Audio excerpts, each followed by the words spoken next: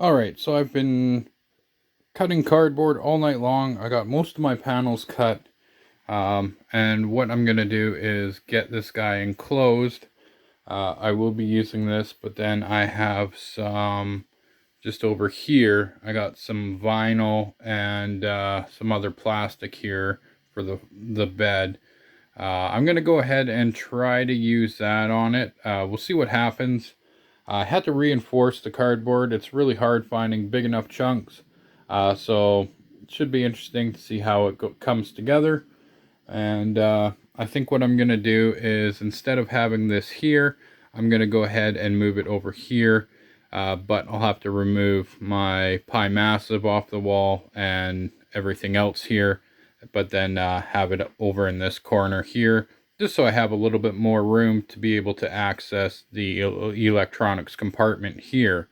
Yeah, so that will be the main thing, so that way I can be working on the bench here and implementing things directly into the electronics area of the box until it's completed, and then be able to seal it up properly.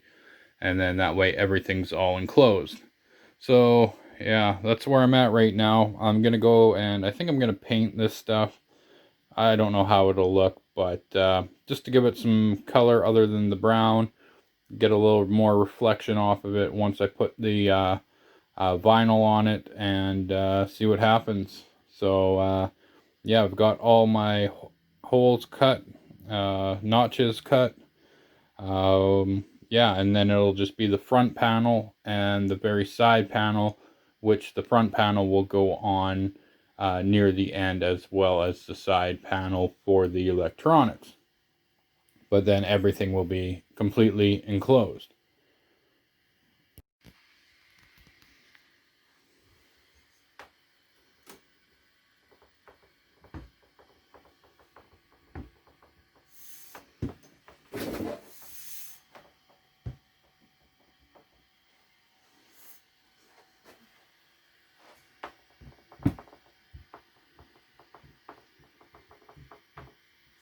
Alright, so I got the backboard up here and the bottom floor. I didn't add any of the extra tabs to the base here. Seems like it'll be sturdy enough for what I want it to do. Between the layers of the vinyl here and the cardboard. Just the guys I had set out there seem to be doing alright. And then I just added some cardboard to the creases on the cardboard there, just to stiffen it up, just so it stays together properly. Just so there's, if any time, there's no bending or anything, and everything stays together. I probably could have done without it, but too late now. It's all sealed up in vinyl as well. The vinyl I used on this is basically something you'd use for like a table, that kind of a thing. And this here is just some other vinyl for, I don't know.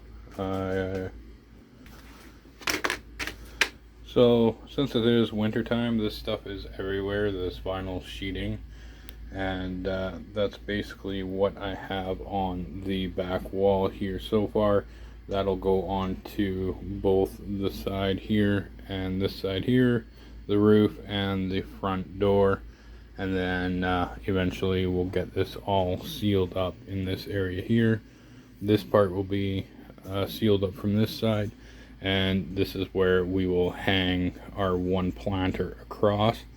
And we'll get everything sealed up all around the edges, make it as airtight as possible, and then we can start on actually constructing everything in this bay here.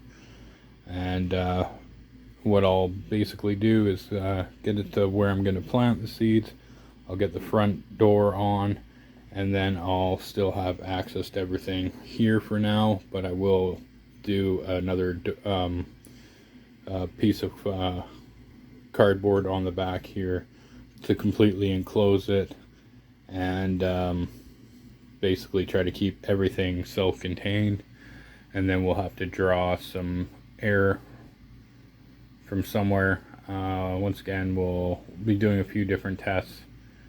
This is definitely something I'll play around with a little bit, and we'll try a few different things and see how it goes. And for the bottom here, I use this ribbed shelf liner. I think the wife got it at Winners for I think $15.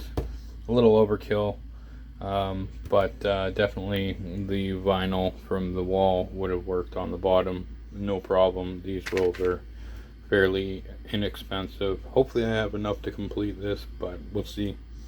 I still have the top, the two sides, and the wall to do. If I have to get another roll, that's okay too.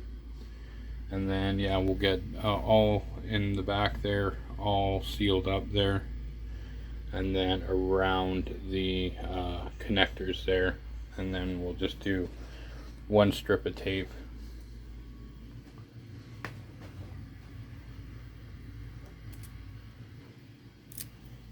So what I'm using for tape is just this here. It's a little bit thicker tuck tape. It's a clear one. I usually use like the red on a lot of things, and I love the tuck tape. I know it works really well for sealing for winter time, so I went with a clear roll. This should definitely do. It's a lot thicker, but just in case, I did grab a roll of this blue stuff here. The only thing is the blue has the logoing on it, which I didn't really want visible on my design. So once again, that's why we went over to the clear tuck tape. It is a little bit more expensive, I do believe, than the blue stuff, but I just wanted to spend that little extra on it. Just to make it look a little bit more seamless. And yeah, as you can tell, I am not perfect on my cutting of my cardboard. I'm okay with that. By the time you actually take your cardboard and fold your plastic over, you can bend it pretty level and kind of get your edge through that, and then it's all going to be sealed up. As you can see, the Pi Massive is not on the wall. I have to find a new home for that guy. Someone asked about reinforcement, I think it is Debbie, on the Element 14 community.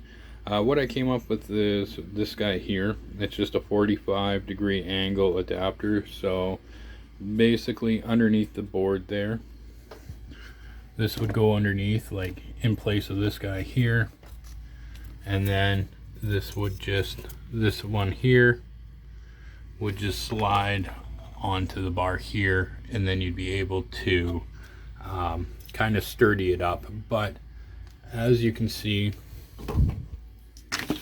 right now, just with the cardboard on the back here, my front here, I don't know if you can see here, where's a good spot. So it is a little loose here, but if we go over to our cardboarded area, I cannot move that.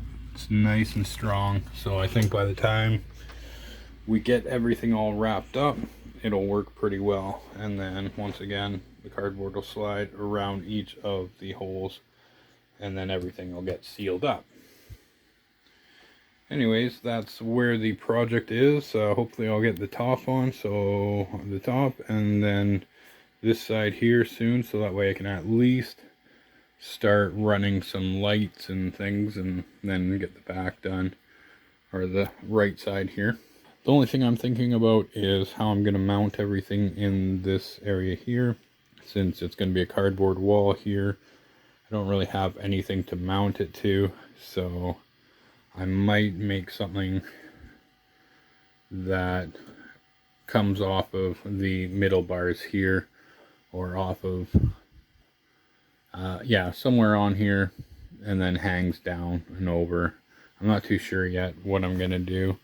Originally what I was gonna do was just bring another piece out and then a bar across, and then run a strip of rail on it, and then be able to mount everything on that.